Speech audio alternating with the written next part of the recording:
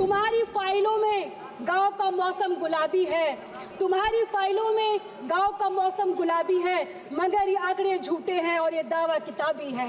मंदिर मस्जिद के नाम पर संभल जैसे नए नए विवाद को जन्म देकर समाज में निरंतर घृणा और नफरत का माहौल पैदा किया जा रहा है। सत्ता में बैठे लोगों ने ये कैसा हिंदुस्तान कर दिया, सत्ता में बैठे लोगों ने कैसा हिंदुस्तान कर दिया, बेजान इमारतों को हिंदू मुसलमान कर दिया। बाबा साहब डॉक्टर भीमराव अम्बेडकर जी को श्रद्धांजलि अर्पित करते हुए अपनी बात शुरू करूंगी। भारत का संविधान दुनिया का सबसे विस्तृत, सुंदर और अनोखा संविधान है।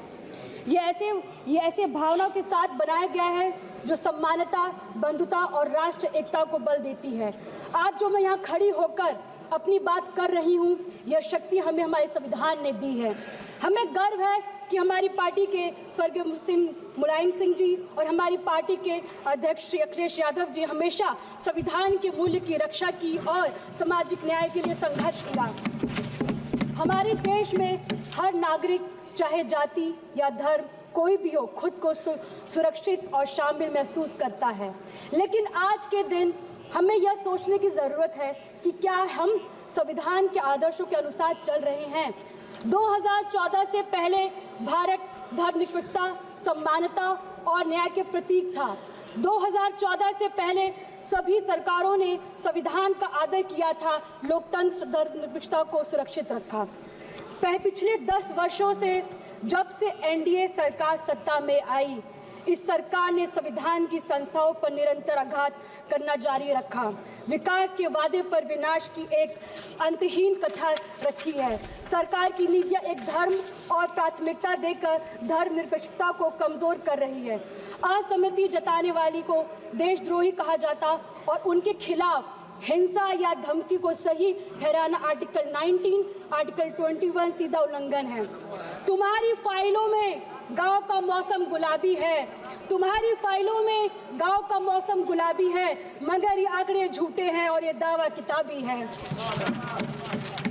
2018 में लाए गए इलेक्टोरल बॉन्ड ने राजनीतिक फंडिंग में पारदर्शिता को खत्म किया, जिसे सुप्रीम कोर्ट ने असंवैधानिक बताया।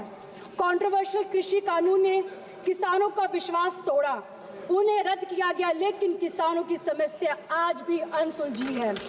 मंदिर मस्जिद के नाम पर संभल जैसे नए नए विवाद को जन्म देकर समाज में निरंतर घृणा और नफरत का माहौल पैदा किया जा रहा है। मगर मैं कहना चाहूंगी, सत्ता में बैठे लोगों ने ये कैसा हिंदुस्तान कर दिया, सत्ता में बैठे लोगों ने कैसा हिंदुस्तान कर दिया, बेजान इमारतों को हिंदू मुसलमान कर दिया। स्वतंत्र संस्थानों और मीडिया को दुरुपयोग किया जा रहा है।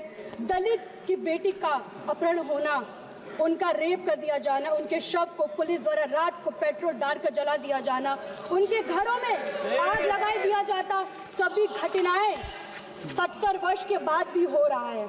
यूपी सरकार ने ESM लागू कर हड़ताल पर रोक लगाया है। राज्य में कोई भी कर्मचारी आज 6 महीने तक हड़ताल नहीं कर सकता है।